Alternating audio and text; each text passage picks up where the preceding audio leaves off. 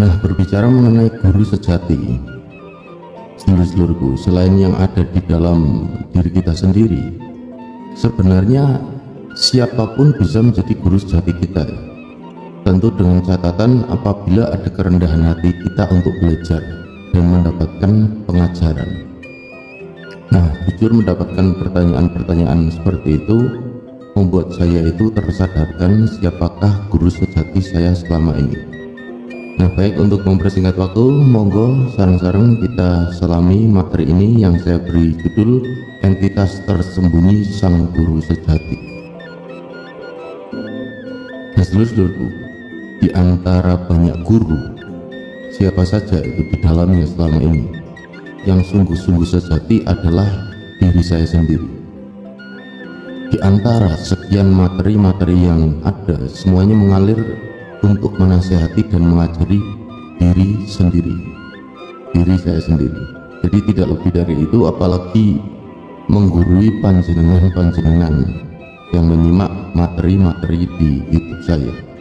Adapun saya berbagi di kesempatan kali ini semua tidak lebih dari sekedar pengingat semata lah.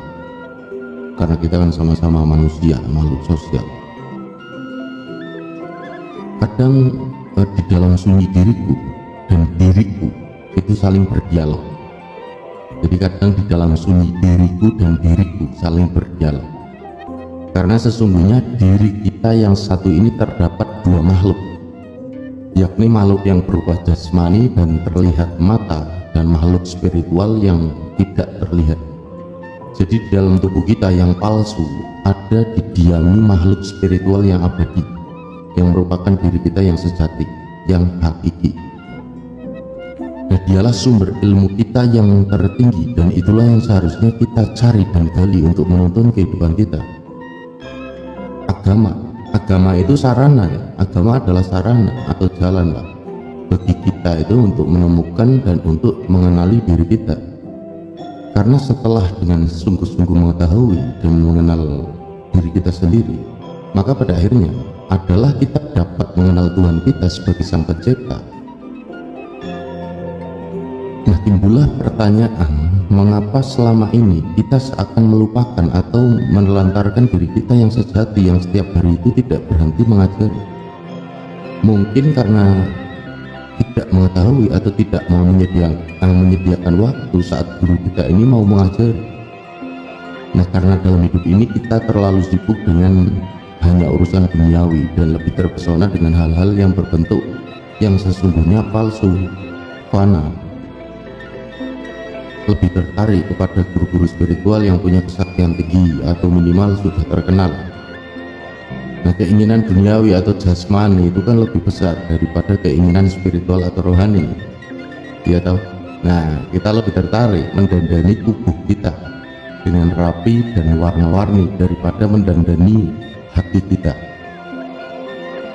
Jadi kita lebih mendahulukan memberi wewangian kepada tubuh kita daripada memberikan wewangian pada hati kita.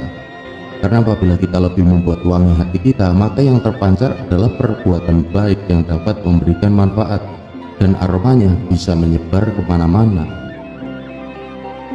Nah, itulah sebabnya kita tertipu dan tidak maju-maju dalam mengenal diri sendiri. Dan selanjutnya kita lebih mementingkan hidup dengan diri kita yang palsu, susah payah mencari nafkah demi memberikan makan pada tubuh ini, akan tetapi makanan bagi rohani terlupakan. Akhirnya kekurangan gizi dan kelaparan, kencot. Tapi kita sepertinya santai dan tenang-tenang saja, seakan tidak ada beban, gitu. Nah, saya merasakan sedikit keberuntungan ini saat mulai mau mendengarkan dan merenungkan pengajaran dari guru sejati di dalam diri ini, yang selama ini karena begitu lembut dan halus bisikannya seakan itu tidak terdengar. Ditambah lagi akibat kebisingan kehidupan dunia yang penuh ketegangan. Negeri ini kan tegang terus gitu. Jadi terkadang suara itu datang dan hilang tanpa bisa kita dengarkan, saya dengarkan. Jadi syukurlah alunan suara ini tak berhenti untuk hadir memberikan pengajaran dan selalu mau mengingatkan langkah-langkah hidup kita. Nah, apakah sudah selesai? Seandainya kita mau untuk sedikit merendahkan hati, banyak sekali guru-guru sejati di sekitar yang telah, sedang, dan siap memberikan pengajaran kepada kita. Sekali lagi, kalau kita ada memiliki kerendahan hati untuk menjadikan siapa saja sebagai guru, orang gila sekalipun. Saya beri contoh, simpel saja, sederhana saja. Jadi ketika kita melihat orang sedang mabuk minuman, itu kan kita tidak seharusnya menghakimi begitu saja. Jadi wong mabuk terus wong mendem itu wong mabuk, dan mereka itu salah, bukan seperti itu. Nah, ketika orang mabuk tersebut sedang mabuk, lalu dia itu jatuh ke got ya, atau kecomberan, kalau kita menggunakan bisikan-bisikan positif dari dalam diri kita, guru sejati, itu kan kita bisa mengambil suatu hikmah. Jadi kita tidak, atau lebih tepatnya jangan menjadi pemabuk, peminum. Jadi orang mabuk itu kan menjadi guru bagi kita secara tidak langsung jika kita menggunakan sisi-sisi positif, bisikan-bisikan positif dari dalam diri kita. Pemabuk adalah guru bagi kita agar kita tidak menjadi seorang pemabuk. Nah, seperti itu loh contoh sederhananya. Bahkan kepada musuh kita sekalipun bisa menjadi guru sejati. Ini tidak boleh kita lupakan tentunya. Dua hal yang membuat kita gagal itu untuk menjadikan siapa saja sebagai guru dalam hidup kita adalah karena kepintaran, sekaligus juga karena kebodohan kita sendiri. Kenapa? Kepintaran menyebabkan kita sudah merasa penuh dan tidak mau belajar lagi pada apa yang kita anggap bodoh. Kebodohan juga sama menyebabkan kita enggan untuk belajar karena kita merasa tidak ada gunanya. Nah, itulah sebabnya kita itu suka menertawakan orang lain yang sesungguhnya bijak, padahal ia sedang mengajari kita.